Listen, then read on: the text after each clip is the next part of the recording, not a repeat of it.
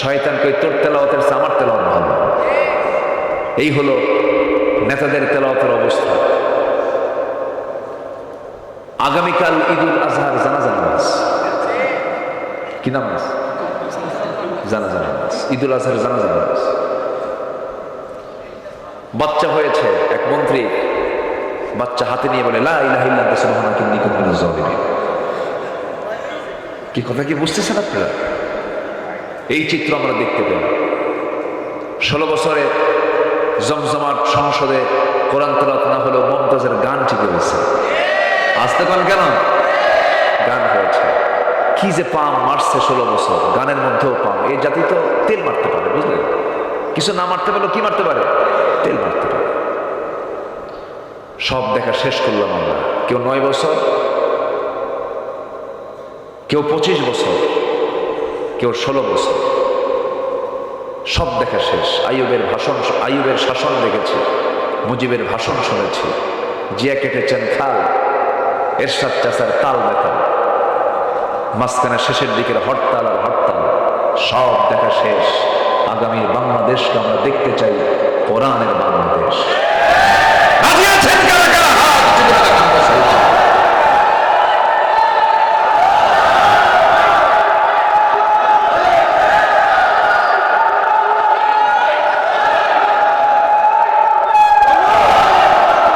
আল্লাহ কবুল করুন, জোরে বলি আমিন। আজকে দেখি আলোচকের মুখেও মাইক, শ্রোতার মুখেও মাইক, বিশাল ব্যাপার। মাশাআল্লাহ, আল্লাহ কবুল করুন। এটা সাতক্ষীরাতেই সম্ভব। খুব ভালো। আপনারা, আমরা কি সফল হতে চাই তো নাকি? সফল হতে চাই। 9টা শর্ত। কয়টা শর্ত? 9টা। একটাও কি কইছি? একটাও বলিনি, কেবল শুরু। নুরু শুরু। আলহামদুলিল্লাহ। কোরআন তো দরিয়া, অনেক বড় আলোচনা কোরআনের। তলাবিহীন, তলাহীন একটা সাগর, যার কোনো তলা নাই। যেরকম সুবহানাল্লাহ, বিশাল একটা কিতাব। আল্লাহ রাব্বুল আলামিন বলেন, সফল যদি হতে চাও, যেখান থেকে তেলাওয়াত দিয়ে শুরু করেছে, মহান রাব্বুল আলামিন বলেন, ইন্নাল্লাযীনা আমানু ওয়া আমিলুস সালিহাতি লাহুম জান্নাতুন তাজরি মিন তাহতিহাল আনহার যালিকাল ফাওজুল কাবীর। জোরে বলুন আল্লাহু আকবার। এক নম্বর হলো, নিঃসন্দেহে যারা ঈমান আনবে এবং নেক আমল করবে, তাদের জন্য আমি আল্লাহ রাব্বুল আলামিন স্থায়ী জান্নাত রেখে দিয়েছি। এমন পার্মানেন্ট জান্নাত যার নিচ দিয়ে নহর প্রবাহিত। 4টা নহর থাকবে জান্নাতে। কয়টা নহর বলেন? 4টা নহর থাকবে। দুধের নহর থাকবে, মধুর নহর থাকবে, শরাবের নহর থাকবে, পানির নহর থাকবে। হয়তো মনে মনে বলছেন, হুজুর শরাব, কোন ধরনের ড্রিঙ্কস থাকবে সেখানে? পচা মদ থাকবে না, যা খেয়ে লিভার নষ্ট হবে, চোখ লাল হয়ে যাবে, বেহুশ হয়ে যাবে, এমন কোনো মাদক সেখানে থাকবে না। এমন শরাব সেখানে থাকবে, যে শরাব, যে জুস, যে লিকুইড পান করলে পরে, যে ড্রিঙ্কস পান করলে পরে ওই জান্নাতে যুবকের যৌবন ডাবল ডাবল, দ্বিগুণ দ্বিগুণ হয়ে যাবে। জোরে বলি সুবহানাল্লাহ। দুনিয়ার খাবার খেলে মানুষ বুড়ো হয়ে যায়, শিশু ধীরে ধীরে কিশোর হয়ে যায়, যুবক ধীরে ধীরে বয়সের দিকে চলে যায়। কিন্তু জান্নাতের খাবারটা এমন একটা খাবার, যে জান্নাতের খাবার খাবে ওই মানুষ কোনোদিন আর একটা বারের জন্য বুড়ো হবে না। জোরে বলি সুবহানাল্লাহ। জান্নাতে কেউ বুড়ো হবে? জান্নাতে বুড়ো হওয়ার কোনো সুযোগ নাই। আল্লাহ রাব্বুল আলামিন জান্নাতি মানুষগুলোকে এত সুঠাম বানাবেন, এত মজবুত বানাবেন, তারা কখনো বুড়ো হবে না, তাদের চামড়া কখনো কুঁচকে যাবে না, তাদের চোখ কখনো কম দেখবে না। জান্নাতের মধ্যে কোনো ঘুম থাকবে না, কারণ ঘুম হলো লস। ঘুমটা কি বলেন? লস। আমরা যখন মরে যাই, আমরা যখন ঘুমাতে যখন, তখন কি আমরা কি করি? আল্লাহ মরতে গেলাম, দোয়া আছে না? আল্লাহ বিসমিকা, কি আমুতু মানে কি? মৌত থেকে তামুত, আল্লাহ মরতে গেলাম, আবার তুমি আমার জিন্দা করো। আল্লাহ বিসমিকা আমুতু ওয়াহইয়া, তোমার নামে আবার জীবিত হতে চাই। আল্লাহ মরতে গেলাম। তো জান্নাতে গিয়েও যদি মরতে যান, তাহলে লাভ কি? দুনিয়ার জিন্দেগি 70 বছর হিসাব করেন, ঘুমের চিন্তা করলে পরে শিশুকাল, বাল্যকাল, এগুলো সব মিলে দেখা যায় কাজ বেশি না ঘুম বেশি? বলেন বলেন বলেন বলেন। ঘুম বেশি। ঘুমটাই তো হলো দুনিয়াতে আমাদের বেশি হয়ে গেছে। কিন্তু আল্লাহ রাব্বুল আলামিন বলেছেন, বান্দারে জান্নাতের মধ্যে কোনো ঘুম নাই, আবার জাহান্নামেও কোনো ঘুম নাই। সুম্মা লা ইয়ামুতু ফিহা ওয়া লা ইয়াহইয়া। জান্নাতেও কোনো ঘুম থাকবে না, আবার সে জান্নাতে আবার তাজাও থাকতে পারবে না, এমন মায়ের সেখানে হবে। এখানে যেমন রিমান্ড, জাহান্নামের মধ্যে রিমান্ড আছে না নাই বলেন? জাহান্নামের রিমান্ডের যে ফেরেশতা থাকবে, সেই ফেরেশতার চোখ নাই, কান নাই, চোখ নাই, কানও নাই, চোখ নাই, কানও নাই। চোখে দেখলে পরে দয়া হবে, এই জন্য চোখ রাখবেন না। কান নাই, আবার চিৎকার করলে পরে কানে শুনবেও না, কানা, চোখেও দেখে না, কানেও শুনে না, এমন প্রশাসন সেই জায়গায় দাঁড়িয়ে যাবে তাকে শাস্তি দেবার জন্য। মায়ের হবে, চোখে দেখবে না, কানলেও শুনবে না, শুধু মায়ের উপর মায়ের সেখানে হবে। এত শাস্তি হবে, চামড়াগুলো গলে গলে যাবে, জাহান্নামের আগুন দিয়া পুড়ে পুড়ে যাবে। আল্লাহ বলছেন, সুম্মা বাদদাল্লাহুম জুলুদান, চামড়াটাকে আমি আবার চেঞ্জ করব, যেন তোর কষ্ট যেন কম না হয়। আমার বন্ধুগণ, আল্লাহ যেমন আমরা রহমান জানি, রহিম জানি, আমার আল্লাহ কাহ্হার তিনি, জব্বার তিনি, কঠিন তিনি। জাহান্নামটা এত ভয়ঙ্কর, জাহান্নামটা এত ডেঞ্জারাস জায়গা, যা সহ্য করার কোনো ক্ষমতা আমাদের নাই। এই জন্য আল্লাহর কাছে সবসময় বলতে হবে, আল্লাহ মেহেরবানি করে আমাকে জাহান্নাম থেকে বাঁচাও। ওয়াল্লাযীনা ইয়াবীতুনা লিরাব্বিহিম সুজদান ওয়া কিয়ামা ওয়াল্লাযীনা ইয়াকুলুনা রাব্বানা সরিফ আন্না আযাব জাহান্নাম ইন্না আযাবাহা কানা গরামা ইন্নাহা সাআত মুস্তাকাররান ওয়া মুকামা। আমার বন্ধুগণ, জাহান্নামটা এত টকবক করতেছে, জাহান্নামটা এত ভয়ঙ্কর হবে, বান্দা কোনো কুল কিনারা পাবে না। জাহান্নামটা এত ভয়ঙ্কর হবে, এত বড় হবে। এই যে বিশাল সূর্য দেখতে পাচ্ছেন, এই সূর্যটা জাহান্নামের মুখে যদি নিক্ষেপ করে দেওয়া হয়, অবলীলা এই সূর্য জাহান্নামের মধ্যে হেরে যাবে।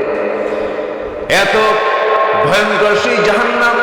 সেই জাহান্নাম থেকে বাঁচার জন্য আমাকে আপনাকে সবচেয়ে বড় পুঁজি, সফল যদি হতে চান, স্থায়ী জান্নাত যদি আমরা পেতে চাই, একটা আমল আমাকে আপনাকে করতে হবে, একটা কাজ করতে হবে, তা হলো ভালো করে ঈমান আনতে হবে এবং নেক আমল করতে হবে। আমার ভাইরা, আমার বন্ধুগণ, ঈমান আছে, আমল নেই, লাভ হবে না। আমল আছে, ঈমান নেই, তাও লাভ হবে না। একটা প্রশ্ন করব, সবাই শুনবেন, উত্তর দিবেন। বলুন তো, আমার দেশে নামাজি বেশি না ইমানদার বেশি?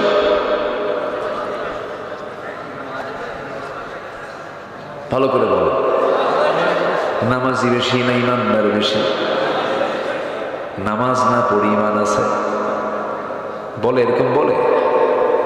নামাজ না পড়ি ইমান আছে। এখন বলেন, নামাজি বেশি না ইমানদার বেশি? ঠিক আছে না? ইমানদার বেশি।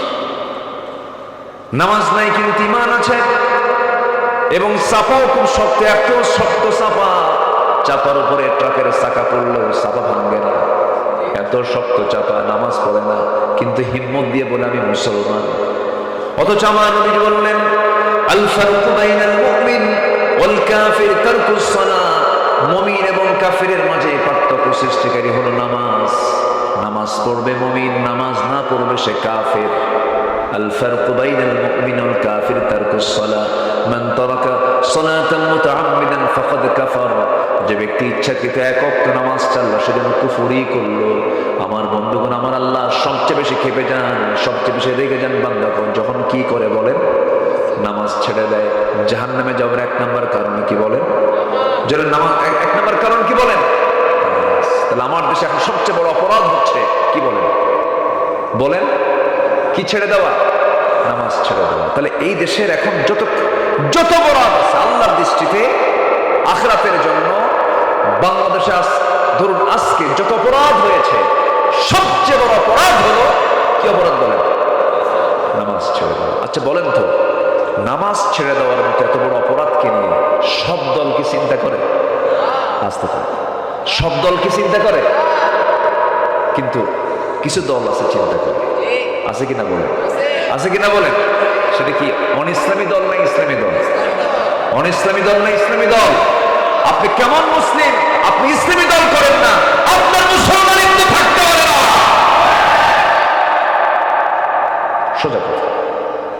তাহলে আমার দেশে এমন কিছু দল আছে যে দল এত বড় একটা অপরাধ, নামাজ না তাদের কোনো চিন্তা নেই, জনসভার ডাক দেয়, নেতা হাজির হয়ে যায়, শত শত নেতা মঞ্চে দাঁড়ানো বক্তৃতা দিচ্ছে, লক্ষ লক্ষ কর্মী জনসভায় হাজির হয়ে গেছে, বিশাল বড় মাঠ ভরে গেছে।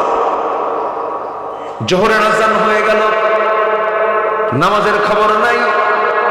আসরের আজান হয়ে গেল, নামাজের খবর নাই। তাদের দলীয় যে কর্মসূচি, যে কার্যসূচির ভিতরে নামাজের কোনো এজেন্ডা নাই। 20 মিনিটের জন্য নামাজের বিরতি এমন কোনো কথাও নাই। যে দল করতে গেলে দলের নেতার নামাজের খবর থাকে না, নামাজের কোনো কর্মসূচিও থাকে না, সেই দলের নেতৃত্বকে মানা যাবে না। আর সেই সমস্ত বেনামাজি নেতৃত্বের মুখে আমরা জুতা মারি, থুতু মারি। দরকার নেই, খামাখা জাহান্নাম যাবো কেন? ওই দল করে জাহান্নাম যাওয়ার দরকার আছে? আচ্ছা, জাহান্নাম যাওয়ার দরকার আছে? রাগ করতেছে মনে হয় আপনার, হুজুর এগুলো কি কম? এগুলো তো শুনতে আসে না, এগুলোই শুনতে হবে। জাহান্নাম থেকে বাঁচতে হবে ভাই। সবচেয়ে বড় চ্যালেঞ্জ হলো জাহান্নাম থেকে বাঁচা। জাহান্নাম থেকে বাঁচা মানে আপনি সফল। ফামান যুহজিহা আনিন নার ওয়া উদখিলাল জান্নাহ ফাকাদ ফাজ। জাহান্নাম থেকে বেঁচে যে জান্নাতে ঢুকলো সেই তো সফল। আল্লাহু আকবার।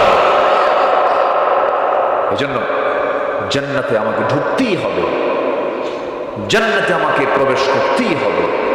সবাইকে জান্নাতে যেতে রাজি আছেন? সবাইকে জান্নাতে যেতে রাজি আছেন? জাহান্নাম থেকে বাঁচার জন্য যে কাজগুলো তা করতে হবে।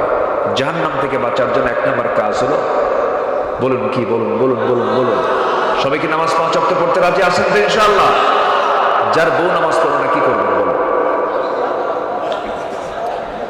কি করলো? হায় হায়, এই তো অ্যাকশন, এই তো কঠিন অবস্থা। মারবেন বউরে? একটু দাওয়াত দেন, একটু বুঝাবেন যে তুমি নামাজ পড়ো, আমিও নামাজ পড়ি, একটু দাওয়াত দেন। আগে পিটবেন, এটা কেমন কথা? আগে মারা যাবে না তো? আগে কেন? পরেও মারা যাবে না। হয়তো ভাববেন যে হুজুর তো আবার পরে এবার মারতে গেছে, মারবে। আগেও পরেও না। বউকে মারবেন কেন? সন্তানগুলোর সামনে বউকে মারবেন, সন্তান আপনাকে ভালো বলবে? আসতে ভালো বলবে? বলেন তো, ভালো বলবে না। এটা খুব ছোট কাজ। মেরে আপনি মানুষকে ভালো করতে পারবেন না, তো আদর করে ভালো করতে পারবেন। সুবহানাল্লাহ বলবেন না? একটু আদর দেন। মানুষ তো আদর চায়, মানুষ ভালোবাসা চায়, মহব্বত চায়। অন্যের বউ না, কিন্তু নিজের বউ, এটা যেন মনে থাকে। আবার একটু কান লাগায়। তাহলে বউ নামাজ পড়ে না বলবেন, রাজি আছেন তো সবাই? ছেলে স্কুলে যায় কি যায় না, এটা আগে না নামাজ পড়ে না, কোনটা আগে বলেন? আগে কোন খবর নেবেন? স্কুলে যাওয়ার, মাদ্রাসায় যাওয়ার, না নামাজের? কিসের খবর আগে? নামাজ দিয়ে সাজান, সবকিছু দেখবেন সব ঠিক হয়ে গেছে। ফজরের মুসল্লি নাই, ফজরে মুসল্লি পাওয়া যায় না। মসজিদ পাকা পাকা, শীতাতাপ নিয়ন্ত্রিত, টাইলস বানানো, চকচকা মসজিদ, আজানের সুমধুর, মুসল্লি নেই। মুসল্লি 3 জন, ইমাম, মুয়াজ্জিন, খাদেম। যদি এদের চাকরি না থাকতো এই 3টা থাকতো। বাস্তব বলছি, বাস্তব বলছি। জীবনযাত্রা, মানুষের লাইফ স্টাইল তো চেঞ্জ হয়ে গেছে। মানুষ ঘুমাতে যায় রাত 3টার দিকে। বলেন ঘুমাতে যায় কটার দিকে বলেন?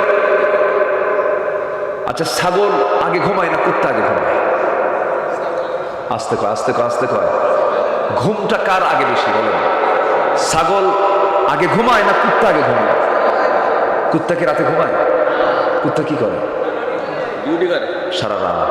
আর যে ছাগলটা খাওয়া হালাল, সেটা একদম ইমানদার মুমিন বান্দার মতো, সে সময় মতো আগের বেলায় সে ঘুমিয়ে পড়ে এবং ঠিক ফজরের সময় সে আওয়াজ দিয়ে মালিককে উঠায়া বলে নামাজ পড়ে। সুবহানাল্লাহ বলবেন না? কুকুরটা সারা রাত জেগে থাকে, আর দিনের বেলা কি করে? কোনটা? ঘুমায়। তো এই চরিত্র যদি রাখেন, মাশাআল্লাহ, ভালো কুত্তা চরিত্র। এটা কি চরিত্র? কুকুর চরিত্র। আমার বন্ধুগণ, ইমানদারের ঘুম হবে আগের রাত্রিতে এবং সে জেগে যাবে শেষ প্রহরে। শেষ প্রহরে সে জেগে গিয়ে ইবাদতে সে মশগুল হয়ে যাবে, অস্থির হয়ে যাবে আল্লাহর সম্পর্ক তৈরি করার জন্য। কারণ আল্লাহ রাব্বুল আলামিন বলছেন, ওয়াজআলনাল লাইলা লিবাসা ওয়াজআলনান নাহারা মাআশা। আমি রাতকে বানিয়ে দিয়েছি আড়াল করে, বান্দা ঘুমিয়ে পড়ো, লাইটটা বন্ধ করো, একটু অন্ধকার করে শুয়ে পড়ো। আমি তোমার ঘুমের মধ্যে নিয়ামত রেখে দিয়েছি, তোমার ক্যান্সার হবে না, জটিল কোনো রোগ হবে না, অসুস্থ হয়ে পড়বে না। আগের যুগের মুরব্বীরা সুস্থ ছিলেন, তারা মোরগের সঙ্গে ঘুমিয়ে যেতেন, আবার মোরগের ডাকেই তারা ঘুম থেকে উঠতেন। কিন্তু আজকের স্টাইলটা সম্পূর্ণ ভিন্ন হয়ে গেছে, ফজরের মুসল্লি নাই। এগুলো কারণ। আমার বন্ধুগণ, সাজানো গোছানো জীবনযাপন করব, নামাজ কি সবকিছুর মূল বানায় নেব, কাজকে বলবো নামাজ আছে এবং নামাজ পড়েই কাজটা করব। এমন করে যদি সুন্দর করে সাজাতে পারি জীবনটাকে, দুনিয়াও সুন্দর হয়ে যাবে, আখিরাতও সুন্দর হয়ে যাবে। যদি বলি সুবহানাল্লাহ। নামাজ পড়বো কয় ওয়াক্ত বলেন? 5 ওয়াক্ত। আমি কি দোয়া করে দেব? না বলি, কিছু কিছু লোক যায় যায় যদি একজন করে প্রয়োজনে যাচ্ছে। কি প্রয়োজন? বিড়ি খাবে? বসেন, একটু বসেন না, কত সময় চলে যায়। এখানে যদি বসে আপনার না ভালো লাগে তাহলে ভাববেন যে শাস্ত্রা শয়তান করছে আপনাদের। কি শয়তান? শাস্ত্রা বোঝেন তো নাকি? আপনাদের ভাষা তো আমার চেয়ে অনেক সুন্দর। সাতক্ষীরার ভাষা এত সুন্দর, মিষ্টি ভাষা, আলহামদুলিল্লাহ, খুব ভালো, খুব ভালো ভাষা। একটু আমি সুন্দর করে একটু বোঝাচ্ছি, চেষ্টা করছি, একটু আমাকে সহযোগিতা করেন। আমি আমার সর্বোচ্চটুকু দেওয়ার চেষ্টা করছি। আপনি থাকলে তাহলে কথা বলতে পারবো, আপনি চলে গেলে বাগানটা ভেঙে যাবে। কিসের বাগান বলেন তো? জান্নাতের বাগান। আপনি যদি ভাঙ্গেন, মনে যদি চাই তো ভাঙ্গেন, একটু বসেন, একটু দরদ রাখতে হবে, কোরআনের প্রতি মহব্বত রাখতে। কোরআনকে সময় দিবেন, কোরআন আপনাকে সুপারিশ করে জান্নাতে নিয়ে যাবে। কোরআনকে সময় দেবো আমরা, কম কম না বেশি বেশি? বেশি বেশি। আমরা কাকে সময় দিচ্ছি এখন বলেন তো? কোরআনকে সময় দিচ্ছি। সফল হওয়ার জন্য 9টা শর্ত। 1 নম্বর হলো ঈমান এবং নেক আমল। সবাই করতে রাজি আছেন তো? ঈমান এবং নেক আমল। ঈমান আছে, নেক আমল নাই। নেক আমল আছে, ঈমান নাই। বহু লোক দুনিয়াতে আছে যারা খ্রিস্টান, যারা ইহুদি, অন্য ধর্মের মানুষ, অনেক মুসলমানের চাইতে তারা ভালো ভালো কাজ করে, আছে না? আছে। লক্ষ লক্ষ কোটি টাকা দান করে তারা, সত্য কথা বলে, কখনো মিথ্যা কথা বলে না, লোভ রাখে না, হিংসা রাখে না, অহংকার রাখে না। কিন্তু ঈমান নাই, কাম হবে না।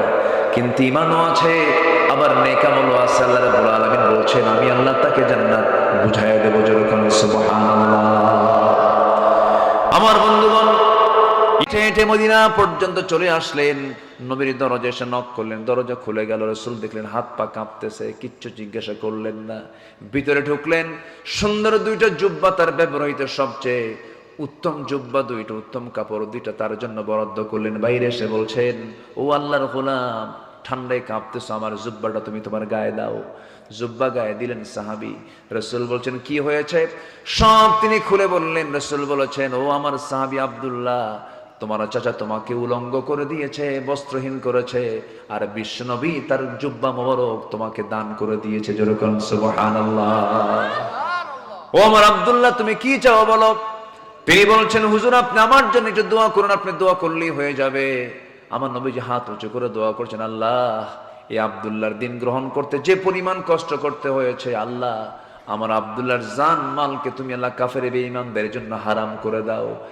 এই কথা শোনার সঙ্গে সঙ্গে সাহাবীর মনটা খারাপ হয়ে গেল। সাহাবী কাঁদতে কাঁদতে বলছেন, ইয়া রাসূলুল্লাহ, আমার গোটা জীবনের চাওয়া হলো আমি যেন শহীদ হয়ে আল্লাহর দরবারে হাজির হতে পারি। আপনি কাফের বেঈমানদের জন্য আমার জানমালকে হারাম করে দিলেন, এই দোয়া করলেন, মানে কাফেররা আমাকে মারতে পারবে না, আমি শহীদ হতে পারবো না। রাসূলকে দেখে বলছেন, সাহাবী রে, ওয়া ইম্মা তাআলা ফিরাশিহি, তোমার মউতটা যদি বিছানা হয়ে থাকে, আল্লাহ রাব্বুল আলামিন তোমাকে শহীদের দরজা দিয়ে দিবেন। জোরে কোন সুবহানাল্লাহ। আমার নবীজি তার হাতে কোরআন তুলে দিলেন। কোরআনটা হাতে নিয়ে চলে গেলেন আসহাবে সুফার ভিতরে চলে গেলেন। নবীজির পাশেই একটা টিম ছিল, সেই টিমটার ঘর নাই, বাড়ি নাই, খাবার নাই, দাবার নাই, তার মেহমান হয়ে থাকতো। নবীজির ঘরের পাশেই তারা থাকতো। আসহাবে সুফার সদস্য তারা। আমার নবীজির কাছে যে সমস্ত খাবারগুলো হাদিয়া স্বরূপ আসতো, তিনি তাদের মাঝে মাঝে মাঝে বন্টন করতেন। দিন পার হয়ে যেত, ক্ষুধা থাকতো, খাবার থাকতো না। সাইয়্যিদনা আবু হুরায়রা রাদিয়াল্লাহু তাআলা আনহু একদিন এত ক্ষুধার্ত, রাসূলকে সালাম দিবেন, সালামের মতো আওয়াজও তার মুখ থেকে বের হয় না। সালাম দিতে নিয়ে আওয়াজ বন্ধ হয়ে গেছে। আমার নবীজির কাছে এক গ্লাস দুধ হাদিয়া দিয়ে গেল। এক গ্লাস মাত্র দুধ। আমার নবীজি আসহাবে সুফার সদস্যদের সামনে গিয়ে দাঁড়ালেন। একজনকে বললেন, সাহাবী এটা পান করো। তিনি তাকে হাতে দিলেন, পান করলেন। আরেকজনকে দিলেন, তিনিও পান করলেন। আরেকজনকে দিলেন, তিনিও পান করলেন। দুধ কমে না। কেউ তো সুবহানাল্লাহ বললেন না। দুধ কমে না। শতাধিক সাহাবীর এক গ্লাস দুধ দিয়ে সবার দুধ পান হয়ে গেছে। আমার রাসূল বললেন, শোনো সাহাবীরা, আরো আল্লাহর বান্দা থাকলে দুধ কমতো না যতক্ষণ না আমি নবীজি আমার ঠোঁটটা এই গ্লাসে না লাগাবো। যেরকম সুবহানাল্লাহ। ওই আসহাবে সুফার সদস্যদের অন্তর্ভুক্ত হলেন সেই সাহাবী। কোরআন তেলাওয়াত করেন, চিৎকার করে করে কোরআন তেলাওয়াত করেন। চোখের পানি দিয়ে কোরআন ভিজে যাচ্ছে। সাহাবীদের কষ্ট হয়, এত উচ্চস্বরে কোরআন তেলাওয়াত করে। কয়েকজন সাহাবী এসে বলছেন, হুজুর এই আব্দুল্লাহ নতুন একজন সাহাবী আসছে, এত জোরে কোরআন পড়ে আমাদের ডিস্টার্ব হয়। রাসূল বলছেন, সাহাবীরা রে, দয়া করে তোমরা আব্দুল্লাহর বিরুদ্ধে কোনো রিপোর্ট করতে এসো না, তোমরা আব্দুল্লাহর বিরুদ্ধে কোনো কথা বলতে এসো না। এই আব্দুল্লাহ ইমানটাকে টিকে রাখতে গিয়া ঘর ছেড়েছে, বাড়ি ছেড়েছে, দৌলত ছেড়েছে, সম্পদ ছেড়েছে, দুনিয়া বিক্রি করে ইমানটা সে কিনে নিয়েছে। বাধা দিও না, ওকে কোরআন জোরে জোরে কোরআন পড়তে দাও। যুদ্ধে গেলেন। আমার রাসূল বললেন, আব্দুল্লাহ চলো, তুমিও চলো, যুদ্ধে যাই। একসঙ্গে নিয়ে গেলেন। অভিযান শেষ হলো, ফেরত আসতেছেন। ফেরত আসার পথে হঠাৎ করে আমার নবীর কানে সংবাদ আসলো, হুজুর আপনার সেই প্রিয় সাহাবে আব্দুল্লাহ খুব অসুস্থ। আমার নবীজি একটু অবাক হয়ে গেলেন, আর বললেন, দেখো তো আমার আব্দুল্লাহর জন্য খুব উত্তম নার্সিং করো, তোমরা সেবা করো। সাহাবীরা খুব চেষ্টা করলেন। 3 দিন পর নবীর কাছে সংবাদ চলে এলো, হুজুর নিষ্ফল চেষ্টা হলো না, আব্দুল্লাহ দুনিয়া থেকে বিদায় হয়ে গেছে। আমার নবীজি কেঁদে ফেললেন। বলছেন, সাহাবীরা শোনো, আমার আব্দুল্লাহর জানাজার আয়োজন করো। জানাজার নামাজটা কেউ পড়াবে না, আমি রাসূল তার ইমাম হয়ে যাব। জানাজায় দাঁড়ায় গেছেন মুজাহিদরা, সব মুজাহিদ সাহাবী। আমার নবীজি সামনে লাশ। রাসূল জানাজা পড়ান শেষ করলেন। জানাজা পড়ায় শেষ করে রাসূল বলছেন, সাহাবীরা রে, আমার আব্দুল্লাহর কাফন দাফনের জন্য তোমরা কবরটা কোথায় খনন করেছো? হুজুর ওই যে 2 পাহাড়ের চিপায়, 2 পাহাড়ের মাঝখানে। রাসূল বলছেন, আমাকে তোমরা সেই কবরের সামনে নিয়ে যাও। রাসূল কবরের সামনে গিয়ে দাঁড়ালেন। কেঁদে কেঁদে নবীজির দাড়িগুলো ভিজে যাচ্ছিল। আমার নবীজি কাঁদতেছিলেন আর বলছেন, সাহাবীরা রে, আমার আব্দুল্লাহর কবরে আমি আজকে কাউকে নামতে দেব না, আমি রাসূল নিজে কবরে নামবো। এই কথা বলে রাসূল নিজে কবরের মাটিতে নামলেন। নামে হাতটা আগায় দিলেন আর বলছেন, আবু বকর কোথায়? হুজুর এই যে আমি, আমার ডানে নামো। ওমর তুমি কোথায়? আমার বামে নামো। কয়জন নামলেন বলেন? কয়জন বলেন? এই 3 জন তো সাধারণ মানুষ। কবরবাসীর কি ভাগ্য! 3 জন বিখ্যাত মানুষ কবরের ভিতরে নেমেছেন। আমার নবীজি 2টা হাত আগায় দিলেন, বলছেন, সাহাবীরা, আমার কলিজার টুকরা সাহাবী আব্দুল্লাহর লাশটা আমার হাতে তুলে দাও। নবীজি লাশটা ধরলেন। বলছেন, আবু বকর মাথা ধরো, ওমর পাটা ধরো। কবরে শোয়া দিলেন। কবরে শোয়া দিয়া বুকের উপরে হাত রেখে আকাশের দিকে তাকায় বলছে, আকাশের মালিক আল্লাহ, এই মুহূর্ত পর্যন্ত আমি আব্দুল্লাহর উপর, আমি বিশ্ব নবীর রাজি আছি, সন্তুষ্ট আছি, আমি খুব খুশি। আল্লাহ তুমি খুশি হয়ে যাও, আল্লাহ তুমি মাফ করে দাও, আমার আব্দুল্লাহর কবরকে জান্নাতের টুকরা বানায় দাও।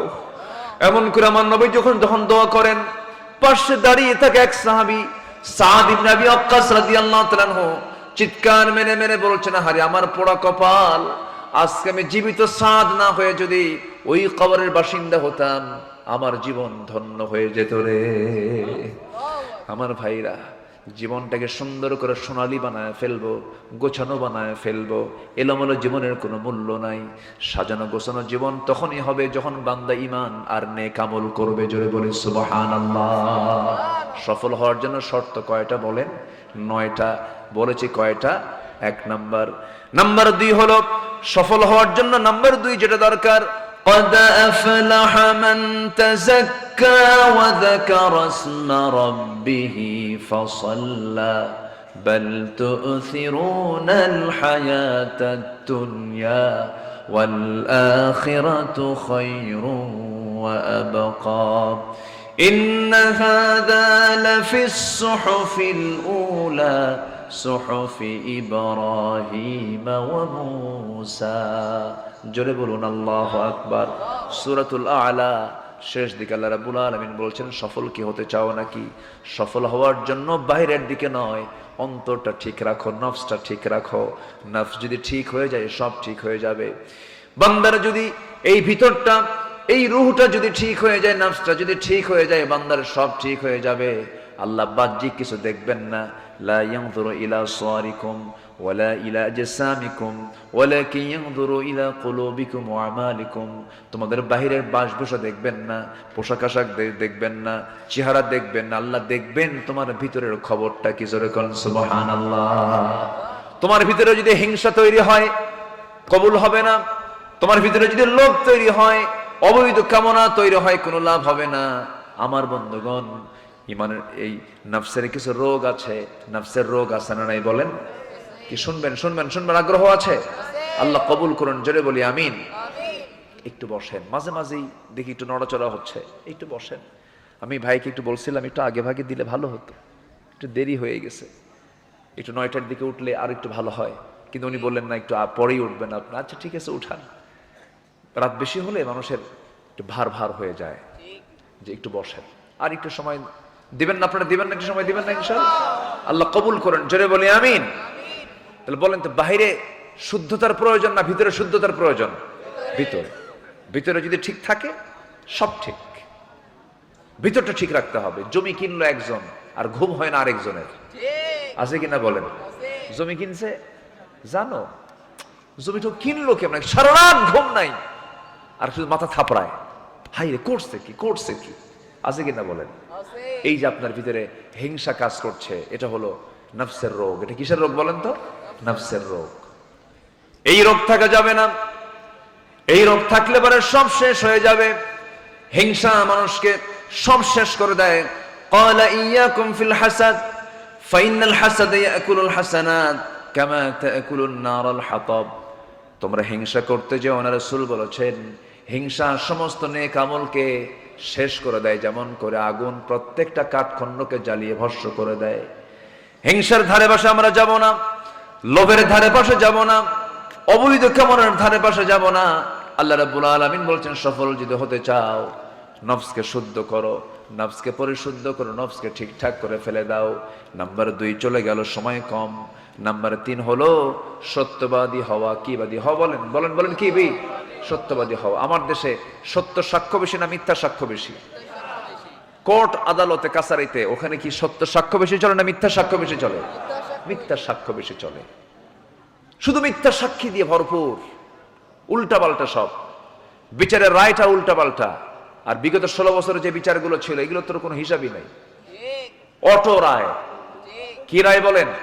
আল্লামা সাইদির একজন মামলার সাক্ষী, তার যে বিরুদ্ধে মামলা হয়েছে সেই মামলার সাক্ষীর জন্ম হলো 79 আর ঘটনা হলো 71। ঘটনা কি? ঘটনা ঘটেছে 71 সালে আর সাক্ষীর জন্ম কোন সালে? 79 সালে। তাহলে সে দেখলো কেমনে? রুহের জগৎ থেকে দেখছে। এই 16 বছর আমরা যা দেখেছি, ফেরাউন পৃথিবীতে ছিল হলো 1600 বছর। 1600 বছরে তার কোনোদিন জ্বর হয়নি, কষ্ট হয়নি। এরা ছিল কত বছর? 16 বছর। সংখ্যার কিন্তু মিল আছে, কিন্তু কথা বলতে সংখ্যারও কিন্তু মিল আছে, চরিত্রর মিল ছিল। ফেরাউনের একটাই নেশা ছিল, ক্ষমতা হারানো যাবে না, ক্ষমতা এই টিকে থাকতেই হবে। মার পেট থেকে সন্তান করাত দিয়ে চিরে সন্তানকে বের করে হত্যা করা হয়েছে শুধু ক্ষমতাকে পাকাপোক্ত করার জন্য। বিগত 16 বছর তার আলেমদেরকে ফাঁসির মঞ্চে ঝুলায় মেরে ওদের লক্ষ্য একটাই ছিল ক্ষমতাকে পাকাপোক্ত করা, কিন্তু আল্লাহ রাখেন নাই। কারণ আল্লামা সাইদি বহুদিন আগে বলেছিলেন, 25 বছর আগে, তিনি যে আল্লাহওয়ালা ছিলেন আমার কাছে 100% মনে হয়, আপনার কি মনে হয় আমি জানি না।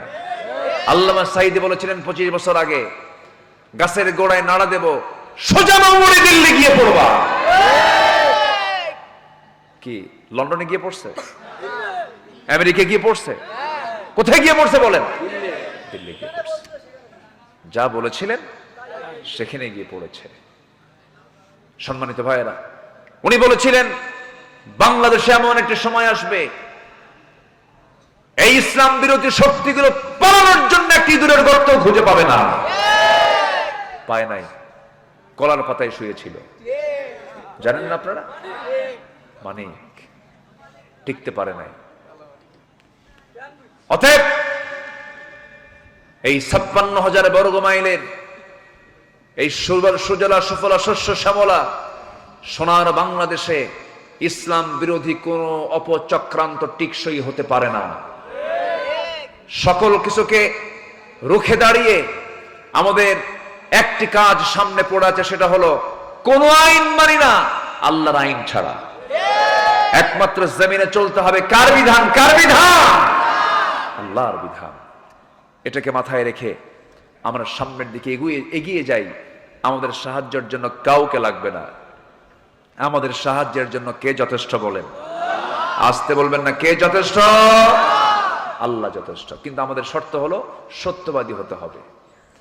আল্লাহ রাব্বুল আলামিন বলেন, ইত্তাকুল্লাহ ওয়া কুলু কাওলান সাদীদা ইউসলিহ লাকুম আ'মালাকুম ওয়া ইয়াগফির লাকুম যুনুবাকুম ওয়া মান ইউতি'ইল্লাহা ওয়া রাসূলাহু ফাকাদ ফাযা ফাওজান আযীমা। জোরে বলুন আল্লাহু আকবার। সত্য কথা বলবে, সত্য পথে চলবে, এর উপকার হলো, এর ফলাফল হলো আল্লাহ তোমার সমস্ত ভুল আমলগুলো যদি করে থাকো আল্লাহ পাক এটাকে ইসলাহ করে দিবেন, সংশোধন করে দিবেন।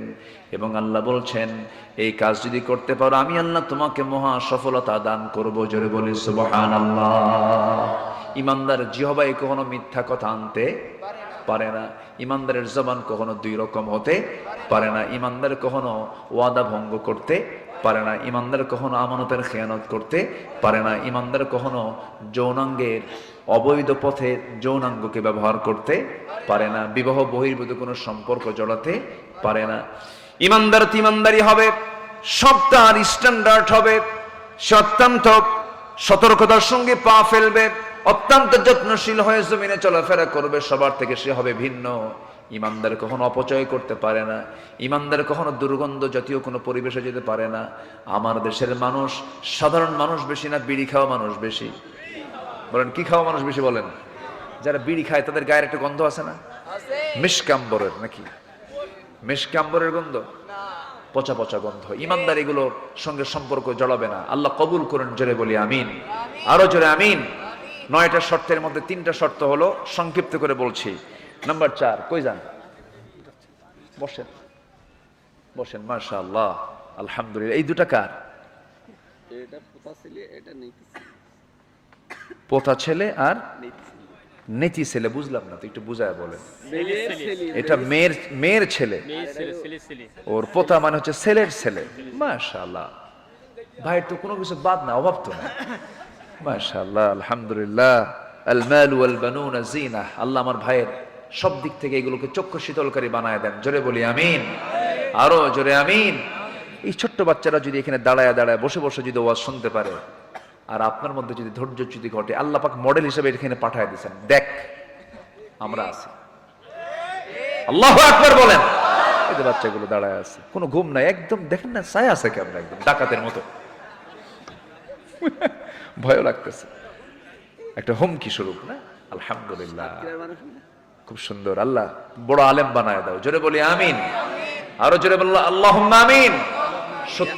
শত্রুর চোখে যেন আমরা বাতিলের চোখে যেন আমরা আতঙ্ক হই, আল্লাহ কবুল করুন, জোরে বলি আমিন। ওরা যেন আমাদের দেখে যেন আতঙ্কিত হয়। সম্মানিত ভাইয়েরা, তাহলে 1 নম্বর হলো ঈমান নেকামল, নাম্বার 2 হচ্ছে পরিশুদ্ধিতে তাসকিয়াতুন নফস, নাম্বার 3 হচ্ছে সত্যবাদী হওয়া, আমরা সত্যবাদী হব, জোরে বলি ইনশাআল্লাহ। নাম্বার 4 হলো তাকওয়া অর্জন করা। কি অর্জন করা বলেন তো? তাকওয়া। তাকওয়া মানে হলো বেঁচে থাকা। কি থেকে বেঁচে থাকা? হারাম থেকে বেঁচে থাকা। কি থেকে বলেন তো? হারাম। সুদ খাওয়া যাবে না। সুদ তো নাই না? সুদ আছে ভাই? সুদও আছে। বিসমিল্লাহ কয়ে খাবেন। সুদের ধারে পাশে যাওয়া যাবে? সুদের ধারে পাশে যাওয়া যাবে? যাবে না। এই লোকটা উঠলো কেন? উনি কি সুদ টুদ খায় নাকি? তো বসেন না কেন? একটু বলার সময়, যাওয়ার সময় চিন্তা করবেন সুদের ওয়াজ হচ্ছে, এই সময় গেলেই তো ভাববে যে আমি এই লোকটা সুদ খাই মনে হয়। বসে। সুদের ধারে পাশে আমরা যাব না। সুদ খাওয়া কি? আরো জোরে, আরো জোরে, আরো জোরে। আচ্ছা, সুদের ওয়াজ যদি কিয়ামত পর্যন্ত করি, সমাজ থেকে কি সুদ বন্ধ হবে? বন্ধ হবে কোথায়? আল্লাহু আকবার, কি সুন্দর করে বললেন। সারা জীবন ওয়াজ করে সুদ বন্ধ হবে না, জেনা বন্ধ হবে না। আল্লামা সাঈদী রাহিমাহুল্লাহ বলেছেন, কোন এক বক্তৃতায় সরাসরি আমি শুনতেছিলাম, কোথায় যেন পল্টন হবে মেবি, উনি বলছিলেন, শুনুন আমার ভাইয়েরা, 3 যুগ ধরে ওয়াজ করলাম, 36 বছর চলে, 2003 সালের দিকে এই কথা বলেছিলেন তিনি। 36 বছর ধরে কত ওয়াজ করলাম, সুদও কমে নাই, জেনাও কমে নাই, মদের বোতল কমে নাই, দিন দিন বেড়ে চলেছে। এই ওয়াজ কিয়ামত পর্যন্ত করলেও কোনো কাজ হবে না, কিন্তু অতি সহজে এই মদের বোতল বন্ধ হয়ে যাবে, সুদের কারবার বন্ধ হয়ে যাবে যদি সুদের বিরুদ্ধে আইন পাশ করে যদি যাকাত ভিত্তিক আইন যদি প্রতিষ্ঠা করা যেতে পারে। জেনা বন্ধ হয়ে যাবে, জেনার লাইসেন্স যদি বন্ধ করে দেওয়া হয়, জেনা বন্ধ হয়ে যাবে। মদের দোকান বন্ধ হয়ে যাবে, মদের লাইসেন্স যদি বন্ধ করা হয়, মদের দোকান বন্ধ হয়ে যাবে। আমার বন্ধুগণ, জায়গা মতো ইসলাম পৌঁছে যাক। সবাই চান তো নাকি? সবাই চান নাকি? আমার বন্ধুরা, আল্লাহ বলছেন, রাষ্ট্র ক্ষমতায় যারা আসবে তাদের জন্য আমি 4টা আইন দিলাম, 4টা দফা দিলাম। রাষ্ট্র ক্ষমতা পাবে, 4টা কাজ করবে। এই 4টা কাজ করার জন্য যে দল, সেই দলকে আপনারা সমর্থন দিবেন। নাম্বার 1 হলো নামাজ যারা কায়েম করবে, যাকাত যারা আদায় করবে, সৎ কাজের যারা আদেশ দেবে, অসৎ কাজের যারা বাধা দেবে। এই 4টা কাজ যারা রাষ্ট্র ক্ষমতা পেলে পরে 4টা কাজ যারা করবে, তারাই হচ্ছে মুসলমানদের পক্ষের, তারাই হচ্ছে ইসলামের পক্ষের শক্তি। এই 54 বছর কেউ কি করছে এগুলো? করে নাই। হ্যাঁ, কি বললো এটা? ও আচ্ছা, আপনাদের কথাগুলো খুব মিষ্টি কথা। হায়রে হায়রে, আমার কৃষক কি পরিশ্রম গুলো করলো, সাদা মানুষ কালো হয়ে কৃষক কত কষ্ট করে দেশকে আগায় দিল। শ্রমিক সীমিত মূল্যে শ্রম দিয়ে দেশের টাকা, দেশের অর্থনীতিকে ডেভেলপ করলো। প্রবাসীরা, সাতক্ষীরা অনেক প্রবাসী আছে না বাইরে, দেশের বাইরে, প্রবাসীরা কত কষ্ট করে একটা ছোট্ট ঘরের ভিতরে একটা চকিকে 3 তালা বানায়।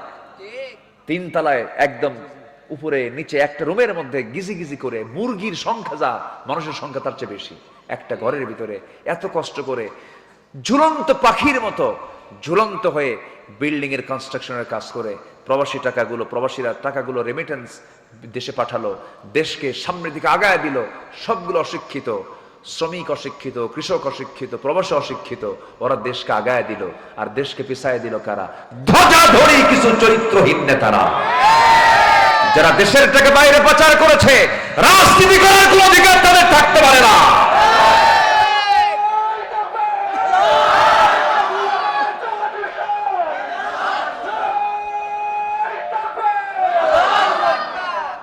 আমার কথা হচ্ছে, তুই দুর্নীতি করলি, দেশের টাকা বাইরে পাচার করলি কেন? তো দেশের শত্রু, জাতির শত্রু।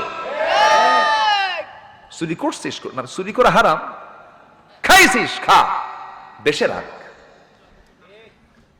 সব বাইরে পাচার করেছে, কিচ্ছু নাই দেশে, জানেন? কিছুই নাই। ওরা যদি রাজনীতি করতেই চায়, আমাদের বক্তব্য হলো ওই টাকাগুলো ফেরত নিয়ে এসে রাজনীতি কর, যা। ঠিক কিনা? আসতে কোন কেন? ফেরত নিয়ে।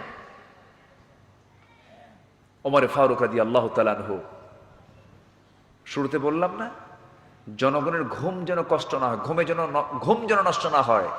জুতো পায় না খালি পায়? খালি পায়। দেখ, ঘুমের চিন্তা করতেছে।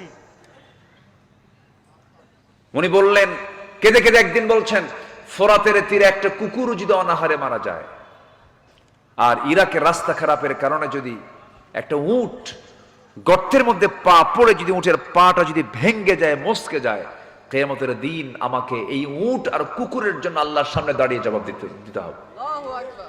কি সেন্স, কি মানসিকতা, কি চিন্তা!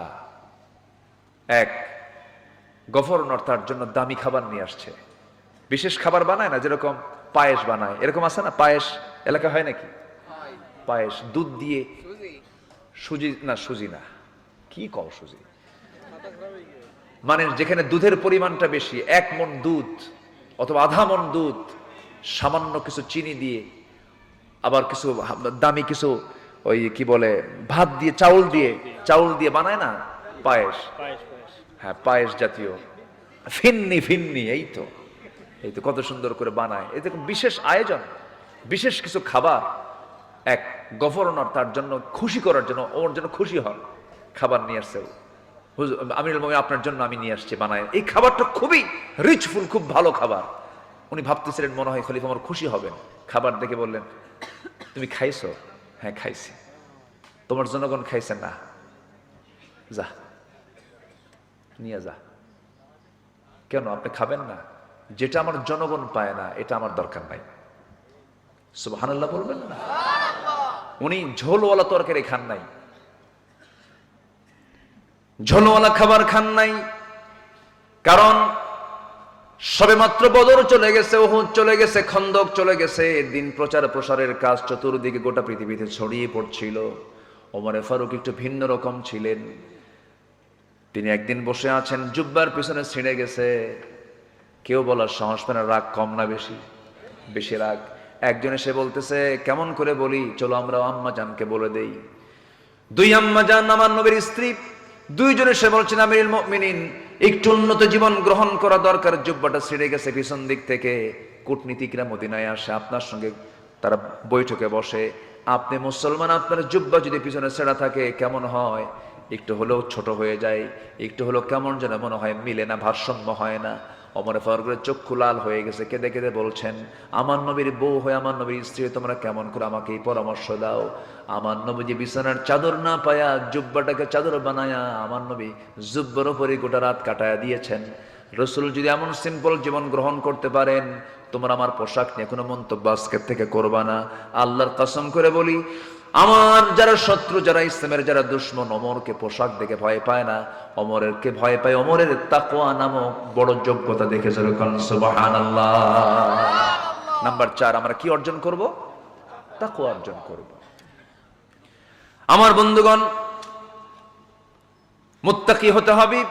আল্লাহ রাব্বুল আলামিন বলেন, মুত্তাকি হলে কি হবে? তারা সফল হয়ে যাবে।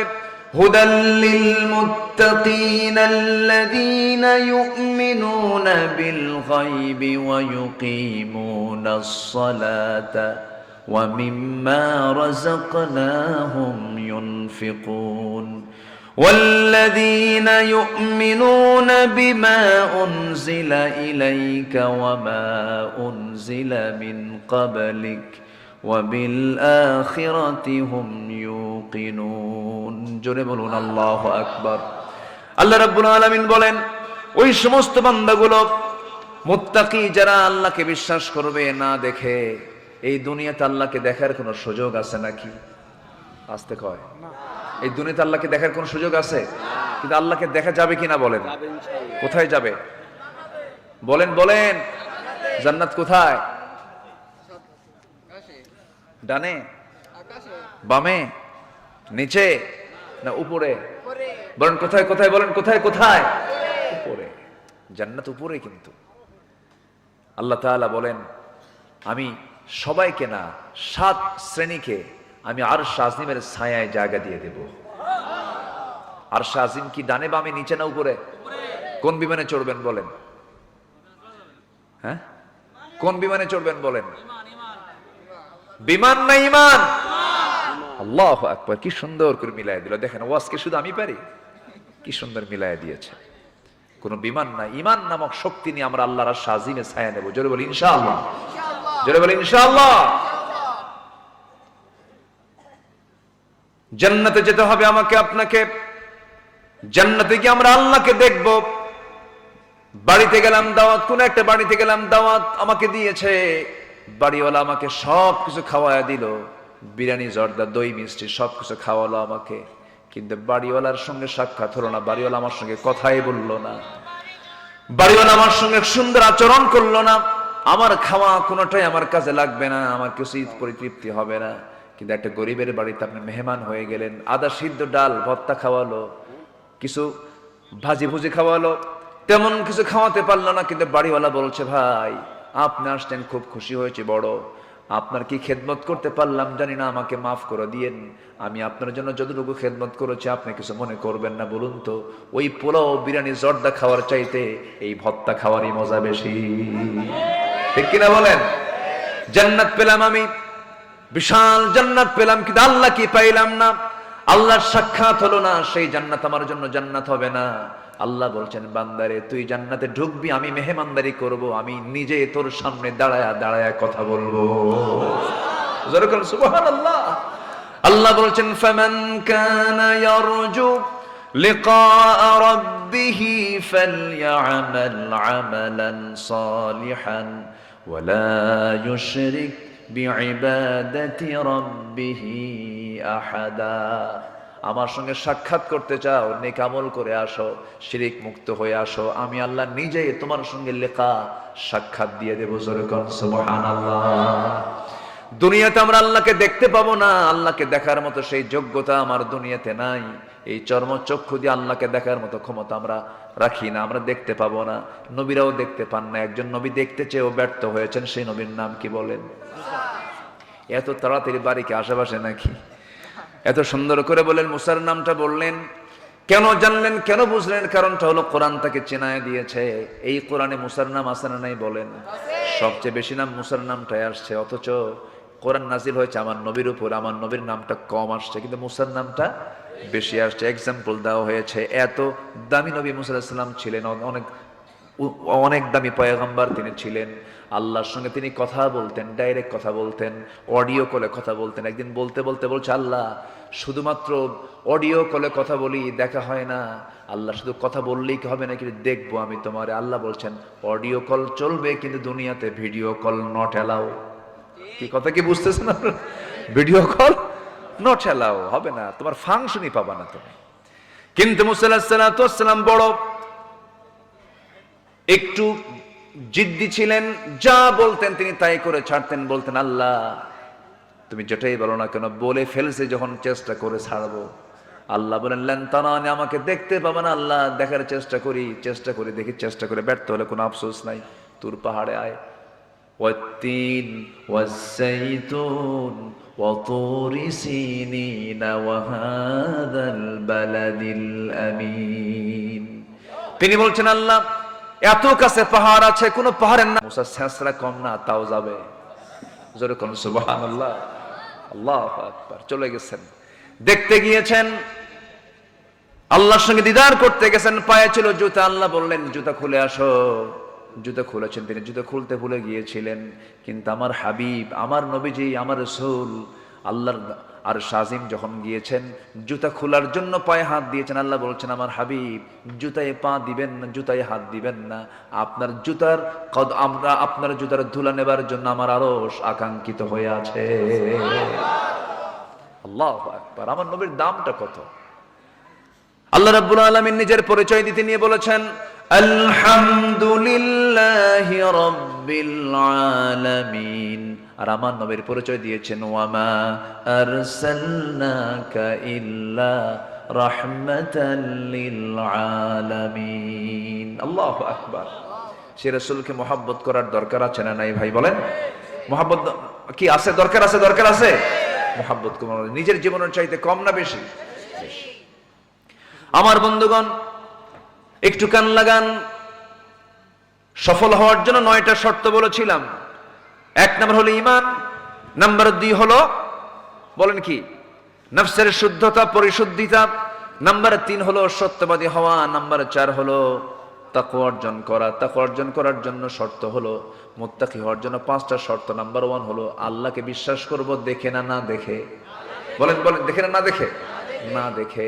নাম্বার 2 হলো নামাজ যারা কায়েম করবে। নাম্বার 3 হলো কিতাবের প্রতি যারা বিশ্বাস রাখবে। আল্লাহ রাব্বুল আলামিন বলছেন নাম্বার 4 হলো, আল্লাহ রাব্বুল আলামিন বলেন প্রথমে আল্লাহকে বিশ্বাস করতে হবে না দেখে, নামাজ কায়েম করতে হবে। এরপরে আমি যে রিজিক দিয়েছি সেই রিজিক থেকে কিছু অংশ আমার পথে খরচ করতে হবে। কিতাবের প্রতি বিশ্বাস আনতে হবে, আখিরাতকে মানতে হবে। উলাইকা আলা হুদাম মির রাব্বিহিম ওয়া উলাইকা হুমুল মুফলিহুন। জোরে বলুন আল্লাহু আকবার। এরাই সফল হবে। এরা কি হবে? সফল হবে। নাম্বার 5 হলো কোন বান্দা সফল? নাম্বার 5 হলো যারা ধৈর্যশীল। ধৈর্যশীলতা আছে যার, সফলতা আছে যার, আছে তার। ধৈর্যশীলতা যার নাই, সফলতা তার নাই, কখনো হবে না। বলুন তো ভাই, ব্যবসা আগে না ধৈর্য আগে? কাপড়ের দোকানদার কাপড় বিক্রি করে, কাস্টমার চলে আসছে, গেঞ্জি একটা কিনবে, এক গেঞ্জি দেখেই কেনে না, আরো গেঞ্জি দেখে, বহুগুলো গেঞ্জি দেখে, 10-12টা গেঞ্জি দেখার পর সে গেঞ্জি কিনলো না, পছন্দ হয় নাই। আপনি খেপে গিয়ে বলেন কেন, নিয়ে যা, 10টা দেখে লিখেন। কি কথা বোঝেন নাই? ব্যবসা হবে? হবে ব্যবসা? হবে না। ধৈর্য ধরতে হবে। বলেন তো বিয়ে আগে না ধৈর্য আগে? বলেন বিয়ে আগে না ধৈর্য আগে? আমাকে এক মহিলা ফোন দিয়ে বলে, হুজুর আমার স্বামীটা সকালেও তালাক দেয়, বিকেলেও তালাক দেয়, আমি কি আসি না নাই? কি কথা কি বুঝতেছেন? সকালেও তালাক দেয়, বিকেলেও তালাক দেয়। এত রাগ। যারা বইয়ের উপরে এইরকম করে এই তালাক শব্দ, এই জাতীয় শব্দ প্রয়োগ করে তাদের শক্তি খাটাতে চান, উচিত কি জানেন? এই তালাক শব্দটা আইনের শব্দ। এই শব্দ যারা খুব ইজি করে, উচিত কি জানেন? বাঁশের যে ডাল আছে ওটাকে কি বলে? এই কঞ্চি গুলো, চিকন যেগুলো, একদম কাঁচা কঞ্চি যেটা, এটা কয়েকটা এক জায়গায় করে একদম পিছন দিয়া একটু কয়েকটা বাড়ি মারা দরকার। আসতে কম কেন? তালাক টালাক দিয়া পরে কাম দেয়ার কয়, হুজুর 2টা মেয়ে আছে আমার, কেমনে যে তালাক দিলাম হুজুর, হুঁশ ছিল না। হুজুর দেখুন তো কোনো কিছু করে ব্যবস্থা করা যায় কি? দেখছেন মার্ডার করে ব্যবস্থা করবে। অসংখ্য পরিবার জেনার সংসার হচ্ছে। সমাজ জানে স্বামী স্ত্রী, কিন্তু আল্লাহ জানেন এটা জেনা, ঠিক কিনা? এই জন্য বিয়ে আগে না ধৈর্য আগে? ধৈর্য আগে। আল্লাহ পাক বলছেন ধৈর্যশীল হবা, আমি রহমত পাবা। জোরে কোন সুবহানাল্লাহ। রেগে যাবেন, হেরে যাবেন, রাখবেন, হারবেন, চুপ থাকবেন, দেখবেন জিতবেন। জোরে কোন সুবহানাল্লাহ। খেপে গেছে একজন, খেপতেছে, খেপে লাভ কি? খেপার কোনো ফলাফল নেই। আর আপনি যদি ধৈর্য ধরতে পারেন, বিশাল আপনার পুরস্কার আছে। বলেন তো, জঙ্গল কি পরিশ্রম করা লাগে? কোথাও জঙ্গল হবে পরিশ্রম করা লাগে? তাহলে যাবেন না, তাহলে কি হবে? বলেন, শুধু যাবেন না, ওই জায়গায় কি হয়ে যাবে? জঙ্গল। আর বাগান করবেন, পরিশ্রম করা লাগবে, লেবার লাগবে, মেহনত লাগবে। বাগান করতে মেহনত লাগে, জঙ্গল করতে মেহনত লাগে না। মেহনত ছাড়া জঙ্গল হয়ে যায়। রাগ কোনো যোগ্যতা নয়, রাগ কোনো আপনার জন্য ক্রেডিট নয়, কিন্তু ধৈর্যটা হলো যোগ্যতা। ধৈর্য হলো বাগান, ধৈর্য হলো বাগান, রাগ হলো জঙ্গল। রাগ কি বলেন? জঙ্গল। রাগ করা যাবে না, রাগ করলে বড় বিপদ হয়ে যাবে। সকল নবীরা ধৈর্যের পিরামিড ছিলেন, সব নবীরা ধৈর্যশীল ছিলেন। তবে একজন নবীর কথা বলেছি, খুব রাগ ছিল, সেই নবীর নাম কি বলেন? তো রাগটা বেশি ছিল, কিন্তু আল্লাহ পাক রাগ না কমান পর্যন্ত নবুয়ত দেন নাই। নবুয়ত দেন নাই, রাগ আগে কমাও। মারছেন থাপ্পুর, এক ফেরাউনের লোকের এক থাপ্পুর মারো, সারা মরে যাও সারা। আল্লাহ কয়, আল্লাহ এটা কাম করলা তুমি? দেখছেন থাপ্পুর মারছে কিন্তু মুসা, থাপ্পুর মেরে আল্লাহ তুমি একটা কাম করলা কেন? থাপ্পুর মারছে ও যেন ঠিক হয়, একটু আদব বেদব টাইপের, আদব ঠিক করার জন্য থাপ্পুর মারলাম। মারছে থাপ্পুর, তুমি মেরে ফেলে দিলা, মার্ডার তো তুমি করলা। আল্লাহ বলে, শোনো, যা করছো করছো, আর কিছু কইও না, দেশ ছাড়ো, ফেরাউন তোমারে ছাড়বে না। উনি দেশ ছাড়লেন, হিজরত করে চলে গেলেন। এমন জায়গায় গেলেন কেউ তাকে চেনে না, প্রচন্ড ক্ষুধা, কূপের পাশে দাঁড়ালেন, পানি তুললেন, খাইলেন, তৃষ্ণা নিবারণ হলো। 2 মহিলা এসে দাঁড়ায় আছে, হাতে বালতি নিয়ে কূপ থেকে পানি তুলবে, তোলে না। বলেন, দাঁড়ায় থেকে কি করো মহিলা মানুষ? নাও পানি নিয়ে যাও। আমরা পারবো না, শক্তির প্রয়োজন, পুরুষ মানুষ লাগবে, ঢাকনা আমরা টান দিতে পারবো না। উনি বালতিটা হাতে নিয়ে বলেন, দাও। ধারে গেলেন, বালতিতে হাত দিলেন, এমন জোরে ফিকা মারলেন, ছিটকে পড়ে গেল 14 হাত দূরে। মহিলা দুজন থরথর করে কাঁপে, আর মানুষ বলে এটা মানুষ না অন্য কিছু, এটা কেমনে সম্ভব? সকল নবীরা দুর্বল না শক্তিশালী? সকল নবীরা দুর্বল না শক্তিশালী? আমার নবীকে আল্লাহ পাক দিয়েছিলেন 100 পুরুষেরও বেশি শক্তি, তাও জান্নাতি পুরুষের। ঢাকনা টান দিলেন, পানি তুলে দিলেন, যাও বাড়িতে চলে যাও, সন্ধ্যার পরে মেয়েরা বাইরে থাকতে নেই, যাও তাড়াতাড়ি চলে যাও। পাঠায় দিয়েছেন বাড়িতে। বুড়া বাপ বলে যে এত তাড়াতাড়ি আসলে কেমনে মা? বলতেছে যে আব্বা কফিউন আজিজ, শক্তিশালী এক যুবক দেখলাম, খুব শক্তি, ঢাকনায় হাত দিল আর ছিটকে পড়ে গেল। বুড়া বাপ বলে শোনো আমার বড় মেয়ে, কালকে যাবা আমার সালাম দিবা, আর ওই যুবককে বলবে আবুনা শাইখুন কবির, আমাদের বাপ বুড়া মানুষ, চোখে দেখে না, একটু আপনাকে দাওয়াত দিয়েছে, সে চলে আসবে, যাও। চলে গেছে। পরের দিন এরকম করে বলছে, তো বলতেছে আমি তো চিনি না, আমি বাড়ি যাবো কেমনে? আপনার বাড়িতে আমি চিনি না, আমি কেমনে, আমি তো চিনি না, আমি যাবো কেমনে আমি? এখন মহিলা বলতেছে আপনার চেনার দরকার নাই, আমি সামনে সামনে যাব, আপনি পিছে পিছে আসবেন। মুসার গেছে মেজাজ খারাপ হইয়া। মুসা সাহেব বলতেছে তুমি মহিলা, তুমি সামনে থাকবে আর আমি পুরুষ পিছনে থাকবো? এই পুরুষ আমি মুসা? আল্লাহু আকবার বলবেন না? এই দেশের মানুষ বহুদিন নারীর পিছনে ছিল, আর আমরা থাকতে চাই না, ঠিক কি না? ইমাম পুরুষ হবে না মহিলা হবে? ইমাম পুরুষ হবে না মহিলা হবে? সকল নবীরা মহিলা ছিলেন না পুরুষ ছিলেন? আর কিছু বোঝা লাগে? আর কিছু বোঝার দরকার আছে? বাড়ির মুরব্বী যদি মহিলা হয় জান্নাতের টুকরা হয়ে যায়, ঠিক আছে না? দেখেন ঠিক কয়। আর ওয়াজ হবে না, কারণ 1টা বাজে তো সব কম উঠছে। যে বাড়ির মুরব্বী মহিলা হয় জান্নাতের টুকরা না? বিচার করবে কে? মা না বাবা? বিচারকের চেয়ারে কে বসবে? মা না বাবা? বাবা। বাবা যদি বিচার করে তাহলে সঠিক বিচার হবে, আর মা করলে আবেগ থাকবে। আবেগ কি থাকবে? আবেগের চোখের পানি কোন দিকে যাবে নিজেও বুঝবে না। এই জন্য আল্লাহ যাকে দিয়ে যে কাজ করাবেন সে কাজ তাকেই করতে হবে। মেয়েদের কাজ হলো বাচ্চা কাচ্চা। বাচ্চা কাচ্চা আপনি পারবেন না। আপনার কোলে যদি একদিন বাচ্চা থুয়ে যায় আপনার বউ মায়ের বাড়ি, কে তুমি একদিন দেখো, এক বেলার মধ্যে কয় আসার খাবে আল্লাহ জানে, এটা আপনি পারবেন না, এটা মহিলা পারবে। মুসা আলাইহিস সালাম কি করলেন? বললেন যে আমি সামনে যাব, তুমি পিছে আসো, কারণ আমি পুরুষ, তোমার দিকে আমার নজর যাবে, আমার গুনাহ হবে। আমি সামনে যাব, তুমি বেশি কথা বলবা না, শুধু 2টা শব্দ বলবা, ডান বাম। ডান কখন বলবো? আমি যখন বামে যাব। আর বাম কখন বলবো? যখন আমি ডানে যাব। ভুল হলে শুধু বাম আর ডান, আর কোনো শব্দ তুই বলবি না। তোর শব্দের মধ্যে ঝংকার আছে, আকর্ষণ আছে। মহিলা মনে মনে কয় কালকে দেখি শক্তিশালী, ঢাকনা টান দিল, ছিটকে পড়ে গেল। আজকে দেখি চরিত্র ভালো, কথা বলতেও দেয় না, চরিত্র ভালো, তাকায় না, শক্তিশালী যুবক। আদর্শ নারীদের কাছে এই 2টা গুণই বেশি পছন্দ। আলহামদুলিল্লাহ বলেন। শক্তিশালী এবং কি চরিত্রবান। শক্তিশালী আর কি চরিত্রবান। পুরুষের এই 2টা গুণ হলো মেয়েদের জন্য চুজেবল। যারা আদর্শ মেয়ে তারা এই 2টো জিনিসকে চুজ করবে, চরিত্র এবং কি শক্তিশালী। চলে গেছেন বাড়ি পর্যন্ত। বৃদ্ধ লোক দেখেই সালাম বিনিময় হলো। পুরা লোকটা বলতেছে তোমার নাম মুসা না? উনি ভাবতেছে আমার নাম মুসা, এত দূর চলে আসলাম, এই লোকটা কে? ফেরাউনের লোক নাকি? কি বুঝতেছেন আপনারা? খুব টেনশন। উত্তর দিলেন কিন্তু থতমত খাচ্ছেন, কাঁপতেছেন। এবার বৃদ্ধ লোকটা বলছে মুসা তুমি কেমন যেন চিন্তাশীল হয়ে গেলে, কেমন যেন পেরেশানি মনে হচ্ছে তোমার ভিতরে, কি হয়েছে তোমার বলো। তিনি বলছেন আপনি আমাকে চিনলেন কেমনে বুঝলাম না, এত দূর পর্যন্ত আসলাম, আপনি আমাকে চেনার কথা না। এবার তিনি বলছেন শোনো, শুধু নাম জানি না কামও জানি কি, থাপ্পড় মারছো মানুষ মরে গেছে, এরপরে আসছো মার্ডার কেসের আসামি। বলেন কি কেসের আসামি? বলেন। আমার ভাইয়েরা, মুসা আলাইহিস সালাম টেনশনে পড়ে গেছেন, কিন্তু এবার হাস্যজ্জ্বল চেহারা নিয়া বুড়া লোকটা বলছে হে মুসা চিন্তা করো না, জায়গা মতো এসেছো। তুমি যার সামনে দাঁড়িয়ে কথা বলছো এই বুড়াটা সাধারণ কাতারের বুড়াদের কাতারের বুড়া না। এই বুড়ার পরিচয় হলো ওয়া ইলা মাদিয়ানা আখাহুম শুআইবা। আল্লাহ যাকে মাদিয়ানবাসীর জন্য পয়গম্বর করে পাঠিয়েছেন আমি আল্লাহর নবী শুআইব আলাইহিস সালাতু ওয়াস সালাম। খুব খুশি হয়ে গেছেন।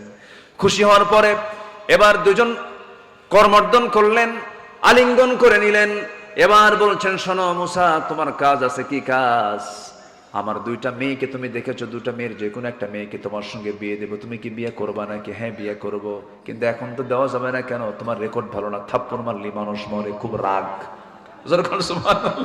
খুব কি তোমার রাগ, এখন বিয়ে দেওয়া যাবে না, দেরি করতে হবে। কি করতে হবে? ছাগল তোমাকে চষতে হবে। আমার বাড়ির ছাগলগুলো আছে, পৃথিবীতে যত প্রাণী আছে সমস্ত প্রাণীর মধ্যে সবচেয়ে শান্ত ভদ্র ছাগল, নাকি?